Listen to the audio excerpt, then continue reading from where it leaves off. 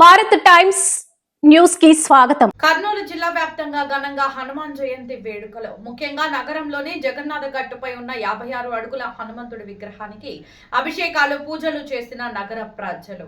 కర్నూలు నగర ప్రజలకు హనుమాన్ జయంతి శుభాకాంక్షలు తెలియజేసిన జగన్నాథ గట్టు అభివృద్ధి సమితి అధ్యక్షులు నరసింహారెడ్డి గారు. ఈ రోజు హనుమాన్ జయంతి సందర్భంగా కర్నూలు జిల్లాలోని అనేక ఆంజనేయ స్వామి దేవాలయాలు భక్తులతో కిక్కిరిసిపోయాయి. ఎంతో మంది భక్తులు భక్తి శ్రద్ధలతో ఆంజనేయ స్వామి గుడిలను దర్శించి అభిషేకాలు, పూజలు ఎంతో భక్తిభావంతో నిర్వహించారు. ఈ క్రమంలో చాలా దేవాలయాలు భక్తులతో కిటకిటలాడాయి.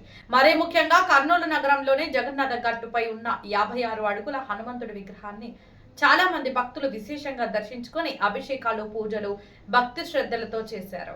ఈ సందర్భంగా జగన్నాథ గట్టు అభివృద్ధి సమితి అధ్యక్షులు అయినటువంటి నరసింహారెడ్డి గారు మాట్లాడుతూ చాలా మంది ప్రజలు ఆంజనేయ స్వామి వారిని దర్శించుకుని భక్తి శ్రద్ధలతో విశేష పూజలు చేశారు. ఇక్కడ శ్రీరాముడు, సీతాదేవి, లక్ష్మణుడు, ఆంజనేయుడు గుడి కూడా గట్టుపైన ఉంది. ఇది చాలా విశిష్టమైన ప్రదేశం. ఈ విశిష్టమైనటువంటి గుడిని 27 సంవత్సరాల క్రితం జి పుల్లారెడ్డి గారు నిర్మించారు.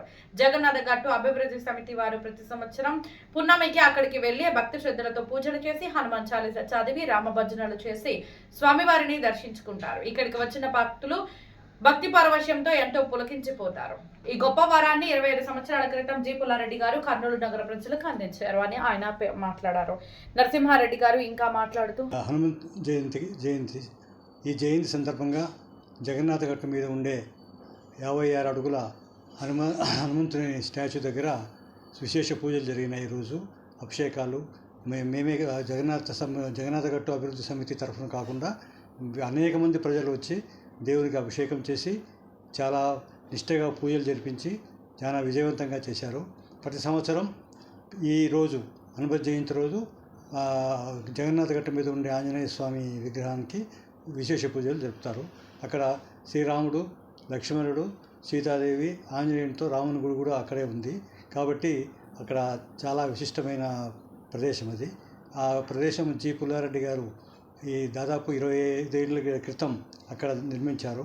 అప్పటి నుంచి మా జగన్నాథ గట్టు అభివృద్ధి సమితి వారు ప్రతి పున్నముకు ఉదయాన్నే పోయి స్వామికి అభిషేకం చేసి భజనలు చేసి తర్వాత ఈ హనుమాన్ చాలీసా చదివి వస్తుంటాము. దానికి విశేష ఆదరణ ఉంది. చాలామంది ప్రజలు వస్తుంటారు. ప్రతి జయంతికి కూడా మేము 2 పూటల పొద్దున, సాయంత్రం 2 పూటల అక్కడ పోయి పూజలు చేసి భజనలు చేసి తర్వాత రామ భజనలు చేసి ప్రతి సంవత్సరం వస్తుంటాము. ప్రజలందరికీ చాలా పెద్ద విగ్రహాన్ని చూసి చాలా ఆనంద పులకితులై చాలా భక్తిభావంతో కర్నూలు ప్రజలందరికీ ఇది ఒక గొప్ప వరాన్ని మనకు జి పుల్లారెడ్డి గారు మన కర్నూలుకు ప్రసాదించారు. అది ప్రతి సంవత్సరం ఈ వేడుకలు ఇలాగే జరుగుతుంటాయి. సార్, ఈ విగ్రహము కర్నూలు నగరానికి ఎంత ఎత్తులో ఉంటుంది? ఏమైనా ఐడియా? కర్నూలు నగరాన్ని 100-300 అడుగుల ఎత్తులో ఉంటుంది. అది కానీ కొంచెం యాడ్ చేయండి. ఇంతవరకు ఎవరు చెప్పలేరు. అవును. ఆలయ విశిష్టత ఉంటుంది. దక్షిణ దిశగా జగన్నాథ గట్టు ఉంది. అది దాదాపు 200 నుంచి 250 అడుగుల వరకు ఉంటుంది. దాని మీద మరియు 10 అడుగుల పీఠము, దాని మీద 56 అడుగుల ఎత్తు ఆంజనేయ స్వామి విగ్రహం నిర్మించడం జరిగింది. ఇటువంటి విగ్రహం మన కర్నూలు జిల్లాలో ఎక్కడా లేదు. కాబట్టి విశేషంగా జనులు ఈ జగన్నాథ గట్టు శివాలయం రూపాల సంగమేశ్వరం వచ్చిన వాళ్ళందరూ ఇక్కడి దాకా వచ్చి ఈ ఆంజనేయుని దర్శించుకుని పోతుంటారు. పేరు? నేను నరసింహారెడ్డి, జగన్నాథ గట్టు అభివృద్ధి సమితి అధ్యక్షుడిని.